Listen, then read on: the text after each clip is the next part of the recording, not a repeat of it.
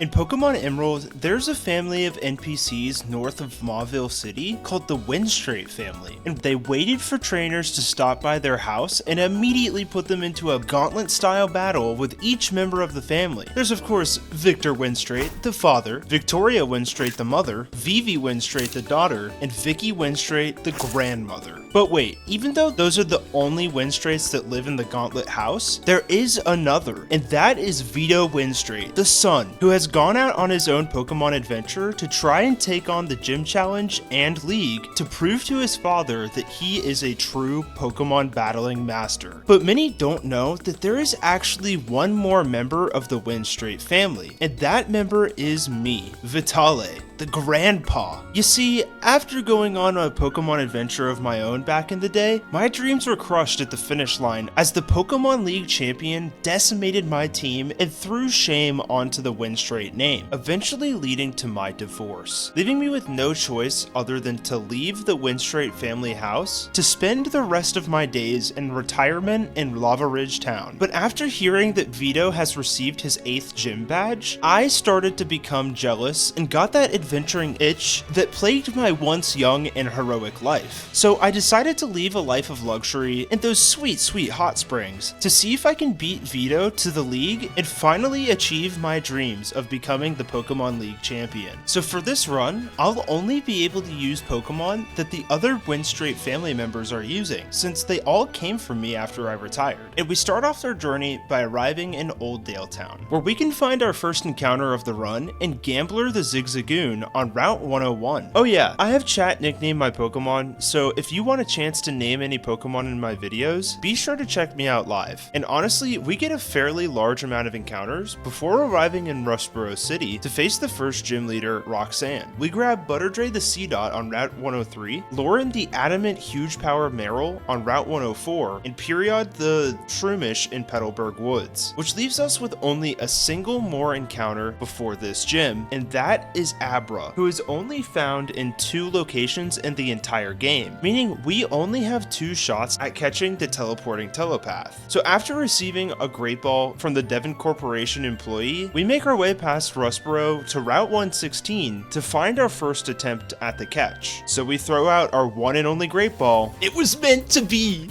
Let's go, 1 ball. 1, 2, 3. Let's go, dude!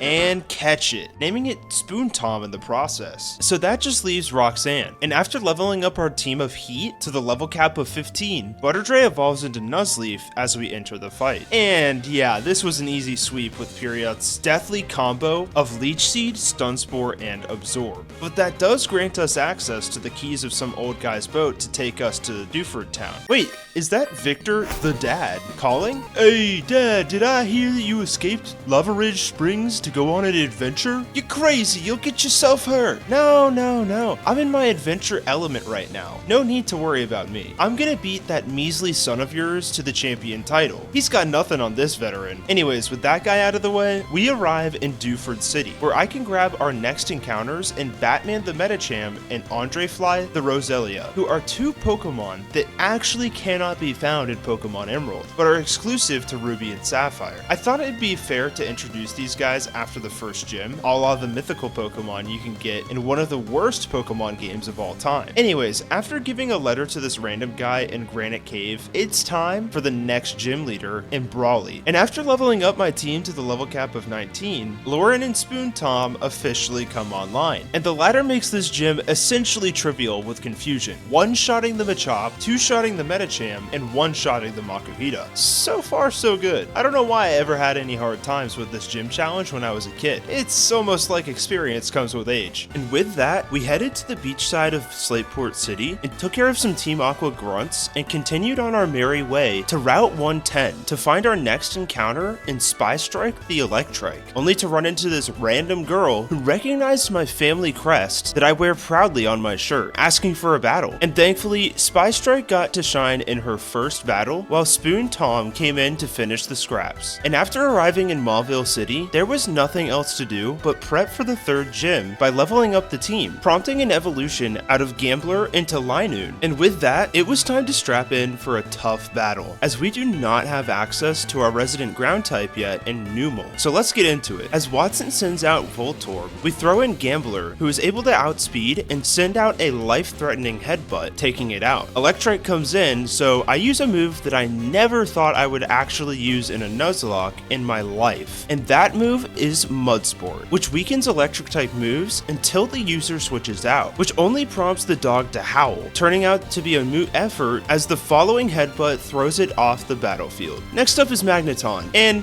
this is where the fun begins, as we need Gambler to gamble for those 30% flinch chances on headbutt to get as much damage in as possible before we get paralyzed. So we go for a headbutt doing minimal damage and miss the first flinch, taking a Thunder Wave, but thankfully shaking it off with our held Cherry Berry. Okay, not a problem. We then roll the dice on another headbutt, which flinches the Magneton. Alright, we're in business. Again, we roll the dice, flinching a second time in a row, and looking at the health the Magneton has left, I don't think another headbutt kills. So we ready up another headbutt, fully expecting a paralyze coming from the other side. But it flinches for the third time in a row. That is a 2% chance of happening. Let's go, Gambler. All my homies know that 98% of gamblers stop right before they win big, and that is exactly what I do here, as I forget about a super potion that brings Magneton to almost full health. So here, we just decide to keep rolling, but unfortunately, luck left the chat, leaving our Linoon paralyzed from the waist down. I continue to do chip damage with Headbutt for a bit, before deciding to conserve HP and switch out into Period to set up a Leech Seed. And after a long back and forth, we eventually took the nuts and bolts down, but it's not quite over, as Watson's ace, Manectric, comes out to play. So I switch into Andre Fly to set up a Leech Seed, as the dog sits there and howls twice. A quick attack comes out, bringing Andre Fly to the yellow. But after the Mega Drain and Leech Seed recovery, I decide it's safe enough to repeat once more. But from here, we really can't do much outside of switching around, tanking hits, until the Manectric has been taken down from the Leech Seed chip damage. And yeah, while this is a lame strategy, we had no other choice to get through this fight. So that's Watson, done and dusted. And with the early game out of the way, it was time to pay a visit to my deserted family at the Winstrate Family house to ask how far along Vito is in his travels. But as per the family rules, in order to get into the house, I must also defeat the family in a joust, which is a cakewalk thanks to the Gambler's massive damage output with Headbutt. Now able to enter the house, I'm reluctant to talk to my ex, but knowing that she has a special connection with Vito, I ask if he's made it to the Victory Road yet, and all she says in response is that he must be challenging the Pokemon League champion by now. No, come on, that's some BS, there's no way! Regardless, I take this as an opportunity to pick up the pace, knowing that I'll know if I don't make it in time if I see Vito on TV. So we continue onwards and upwards to Route 112, where we can finally get access to a ground type and disaster the Numel. And from here, we're able to reach the summit of Mount Chimney to face off against Team Magma and their boss, Maxie, whose Pokemon go down faster than an ice-cold glass of water.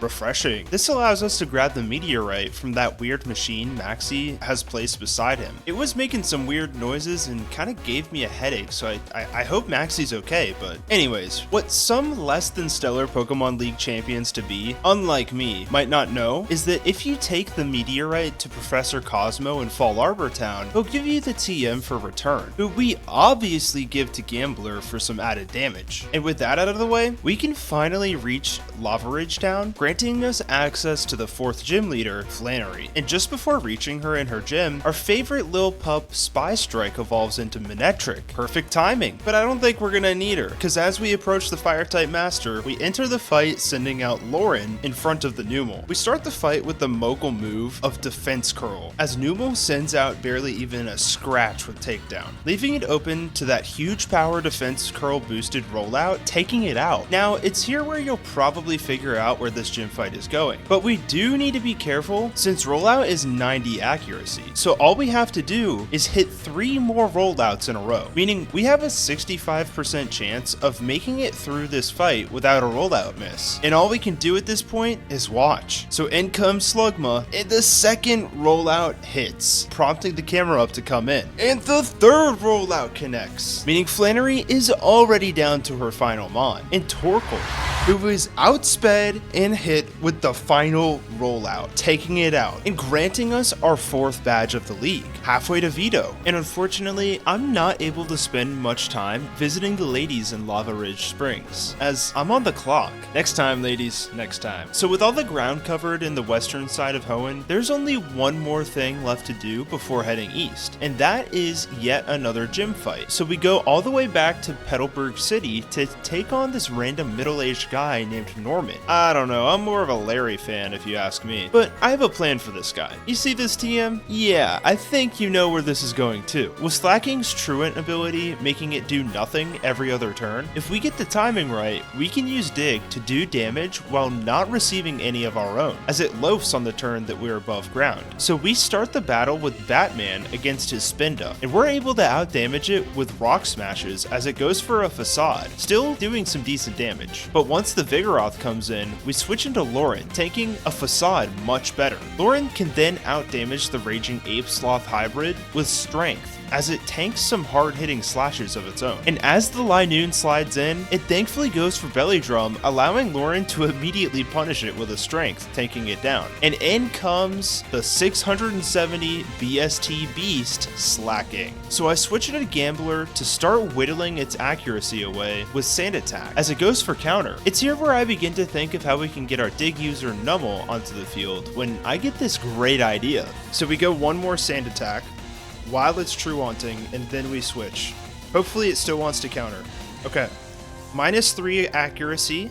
Hopefully it just goes for counter here. Please. Dude, are you kidding me? I think that kills. Bro, what? How?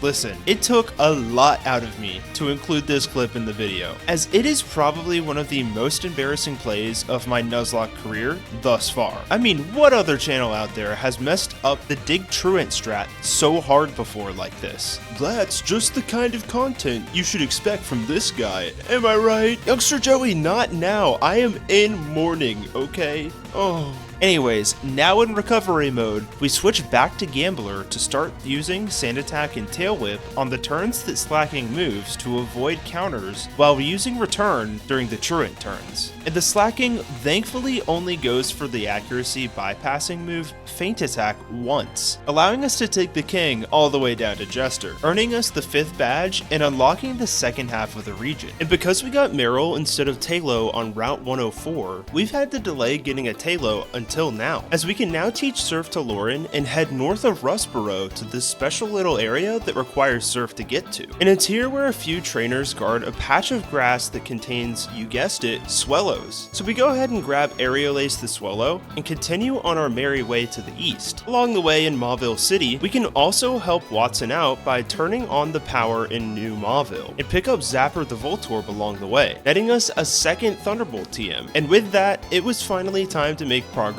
towards the next town by exploring routes 118 and 119, as we eventually run into that Winstrate superfan again, hoping to beat me in a battle. But with Zapper's new evolution granting incredible speed on top of Thunderbolt's wicked damage output, she was no match for the best Winstrate out there, which means that there was nothing else stopping me from arriving in Four Tree City and gunning it through the gym to reach Winona. So we prep for the battle and begin the fight. And if you remember anything about the other gym fight that's weak to rock, this one might look a little familiar. I guess it's good information that a level 29 Swablu outspeeds me. Uh-oh. It just used Mirror Move twice. Is that one shot? It does. That's crazy. What comes out now? Tropius? That makes sense. That makes sense. This is probably a 2-shot. How much does that do? Okay, that's a huge crit. Can we get past this thing? That is the question. Oh! Not even a 2-shot. That's a 1-shot right there. Okay. Holding. I am an overweight rabbit. You're right.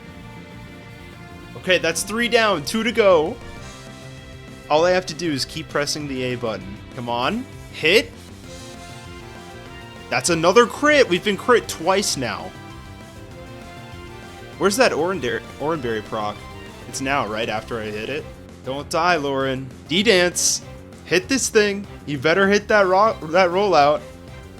Come on. Let's go! That's it. It has to be, right? That is 2 gyms defeated with rollout. That's crazy. 59% chance of hitting 5 rollouts in the row, by the way. Lauren has been absolutely carrying these fights. So now it was time to trek our way through the rainy route of 120 and the bayside trails of 122 to arrive at the Safari Zone, where we can get our next encounter in Lauren the Doe Duo. But from here, we're gonna need to scale the harrowing Mount Pyre to get access to a great TM and Shadow Ball, which will be very helpful for the league. So we begin the gauntlet of trainers until reaching a run-of-the-mill black belt Xander. Give me Mega Throw, okay? That's why I think you'll like Insurgents. Insurgents has Megas, but they're like, for the most random Pokemon. Real? No! Oh, and I just tapped out of the shrimp. What the hell happened? Oh.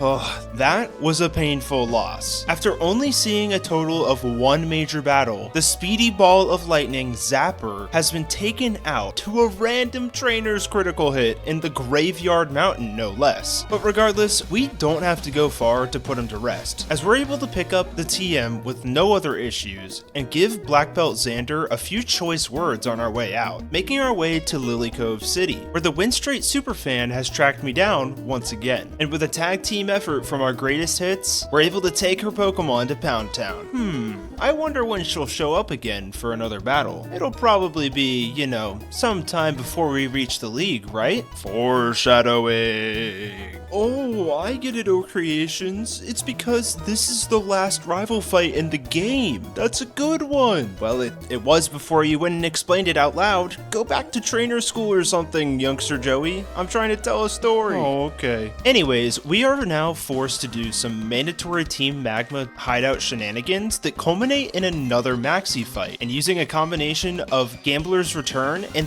the now evolved Batman to take out the Mightyena, Spy Strike for Crobat, and Lauren for the surprisingly scary Camerupt for the level cap we're under. But with that, the ground type beast Groudon emerges, causing us to have to do the whole rigmarole again at the Team Aqua base, but this time only culminating in an admin mat fight, proving to be a cakewalk. But we've now done what we needed to do in order to unlock the ability to sail the 7 seas of Hoenn, leading us to Moss Deep City and the dreaded double battle gym fight. And as we come through the multitude of gym trainers, we come across a one Hex Maniac Sylvia. I don't think so.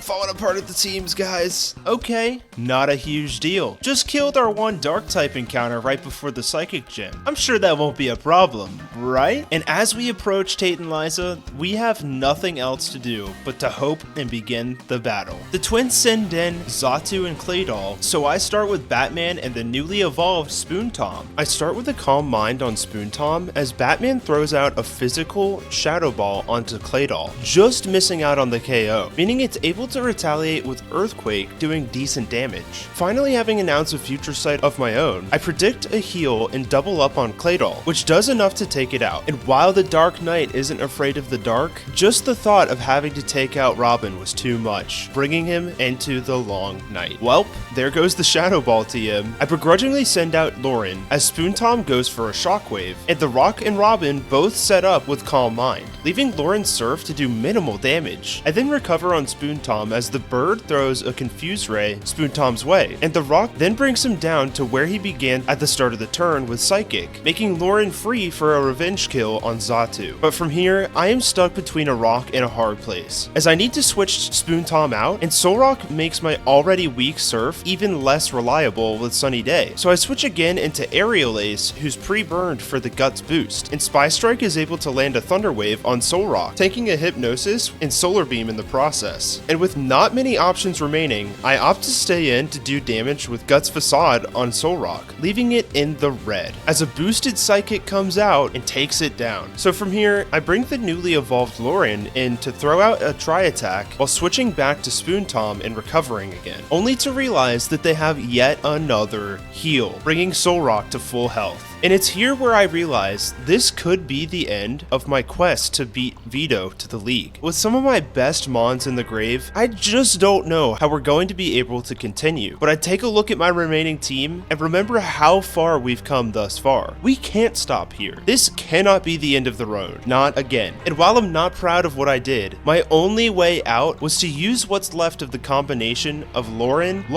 and Spy Strike to help damage the Soul Rock while recovering and calm minding on Spoon Tom as the left slot took the damage. And from here, even though it was one of the most annoying ways to end a fight, I continually used Recover to survive the damage I racked up while Lunatone put me to sleep and eventually brought it back to the earth. That was not my finest work, and it's a testament to how snowballing can happen so fast. Who knows how that fight could have went if we still had our dark type Nuzleaf on the team to soak up any Calm Mind boosted psychics. But we can't tread on the past. That was the mistake I made so many years ago. I couldn't get over my loss at the Pokemon League, and it drove my wife away from me. So now, all we can do is to start rebuilding and move on. So with only 3 fully evolved Mons remaining, as we're delaying Periot's evolution to get Spore, let's see if we can handle the heat. And there's not a better way to do that than by helping Steven take out some Magma Grunts in the Space Center and interrupting Archie's embarrassing attempt at capturing Kyogre, whose team can easily be handled with a combination of Gambler's Return, Spoon Tom's Psychic, and Andre Fly's Giga Drain. From here, we enter Sutopolis City and are treated to a fantastic cutscene that I'm sure would have made sense if I cared more about what was going on, but afterwards, we're cleared for takeoff into the 8th gym, which I can only hope goes better than the last. So upon reaching Hoenn, we enter the fight. He starts by bringing out his love disc, so I open with Andre Fly, who starts with a growth, as the heart-shaped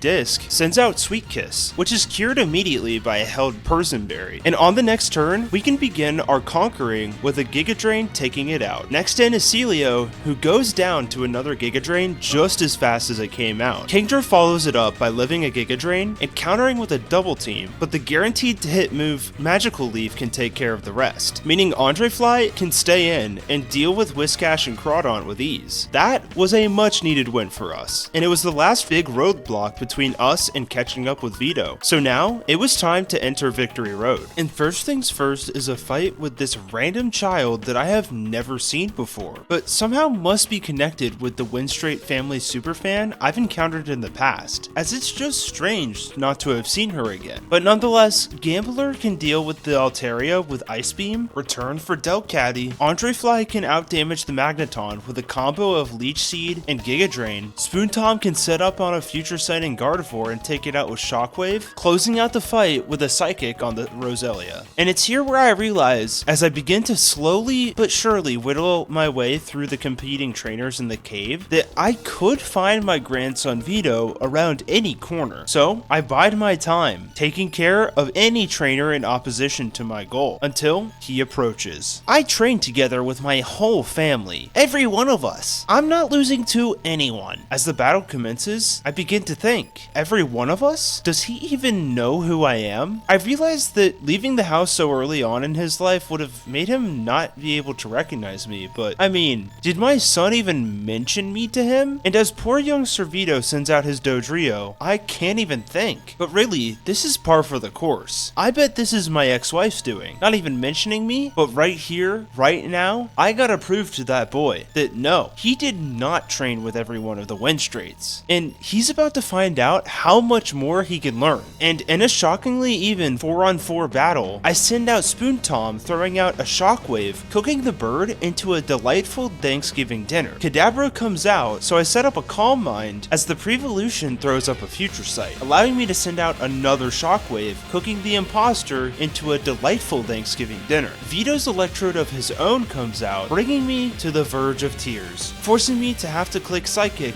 bringing it down. Vito then sends out his ace, a Shiftry, of course, the one Pokemon I couldn't get on this comeback crusade. But it's no matter, as I take the Future Sight damage and switch out into Gambler as the tree throws up a growth, knowing that Shiftry's nature power changes to Shadow Ball in caves, meaning 1, it doesn't affect me, and 2, it's not boosted by growth in this gen as it's a physical move here, allowing me to safely get off a return and thankfully taking it out. After the battle, I don't have the heart to tell him who I am. So, being left alone in a cave, he decides to return to his family, where I can only hope that my ex-wife can finally show him the truth. As now, there was nothing left between me and my team of expertly trained Winstrate weapons in the Pokemon League. So, the time has come, and with 4 mons to our name, let's see if we have what it takes. And our fight begins with none other than Sydney, the Dark-type master. And as we begin the fight, he leads with an intimidating Mightyena, as I lead with the newly evolved Period, who now has access to Spore, allowing us to put the dog to sleep. This means we can shake off the Intimidate with 2 bulk ups, now at +1 attack, and throw out a Sky Uppercut, taking the Mightyena out with no issues. Next up is Absol, who is dealt with the same combo, not being able to even handle a Mach Punch. The following Shiftry, who has a considerably better moveset than Vito's, is still outsped, leaving it in the dust. And yeah, we just rinse and repeat on the Crawdaunt and Cacturn in the back, meaning we've beat the first member with our Winstrate weapons intact. So second up is Phoebe, the Ghost-type master, who starts with a Dusclops. So I decide it's Spoon Tom's time to shine, who immediately starts off with a Heat Calm Mind on the Protect. And on the next turn, Dusclops tries to throw up another Protect for some reason, meaning we can get to +2. What kind of mind game are you playing, Phoebe? Anyways, I end up getting to +4 before Dusclops gets any damage off with a Shadow Punch. So from here, I can press the Psychic button 4 times against the Dusclops, Banette, second Banette, and the second Dusclops. Wow,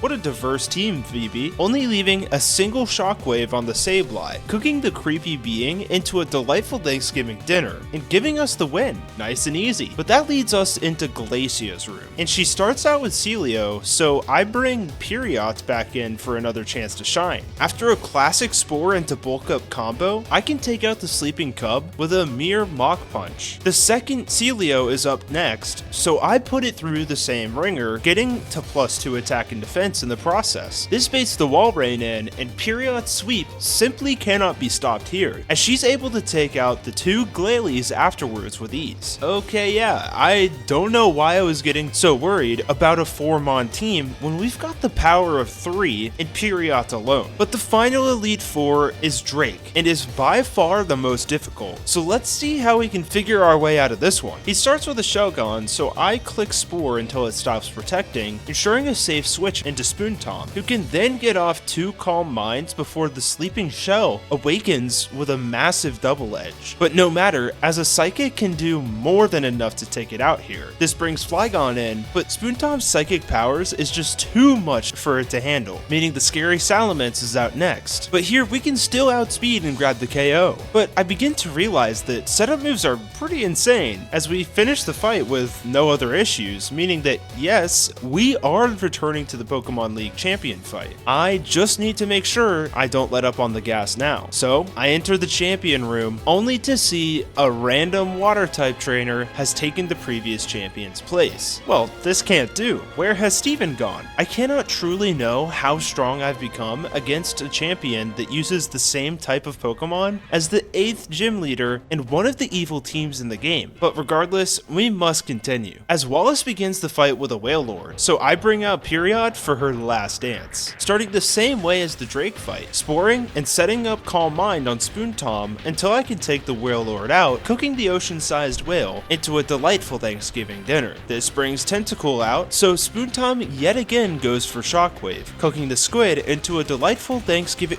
wait, what? That wasn't part of the script. He wasn't supposed to live that. Wait, no!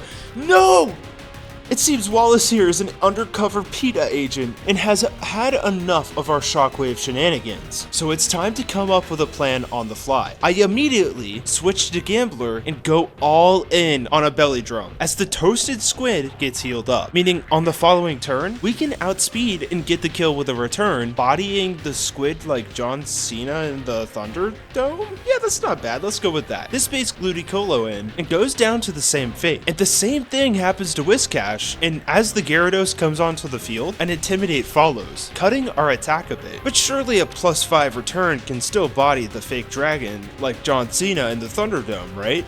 Woo! That means that Wallace is down to his last remaining Pokemon in Milotic. So all we gotta do is strap in for one final body in the Thunderdome. Let's go, gambler. Way to put all the chips on the table. And that means we have overcome our past failures and achieved the title of the Hoenn League champion. But wait, something doesn't feel right. I need to find Steven and prove to him that I have become a better trainer. So I find word of him being sighted near Meteor Falls, and I investigate with what's left of my team, knowing that I'm without a doubt at a type of disadvantage here, besides Biriot. And eventually, I found him. Ah, Mr. Winstrate, I've been expecting you. After hearing about your win at the league, I figured you'd show up eventually. I know you must blame me for your family troubles, but I assure you, the fault was yours. You do not deserve the Winstrate name. Steven opens with a Skarmory, so I send out Biriot to run him through the Spore Bulk Up spin cycle until he wakes up to set up a layer of spikes. So I put him back under, only to reveal my secret final Winstrate weapon, Focus Punch, which absolutely obliterates the Skarmory out of thin air. And as Steven watches his bird go down, he realizes what he just locked himself into, as all he could do was continually throw his mons to the Spore Focus Punch fire, as none of his Pokemon could outspeed the Mushroom Maniac, meaning we have finally become the best Winstrate in the region. So I could finally return back to the good old Winstrate family house and rejoin my What? Vitali, what are you doing here? What, you think you belong back in the house after decimating our grandson's Pokemon? Absolutely not. If I see you on this route again, I'm calling Officer Jenny. Aw, man. Thank you all so much for watching this Nuzlocke. It's been a blast putting it all together for you to enjoy. And if you liked what you saw, feel free to drop a like and subscribe. Hey, I'll even give you some bright powder if you do. A special thanks to my channel members as always. You guys are the best. Thank you for your support. Anyways, I've been Oak Creations, and I will see you all in the next one. Bye!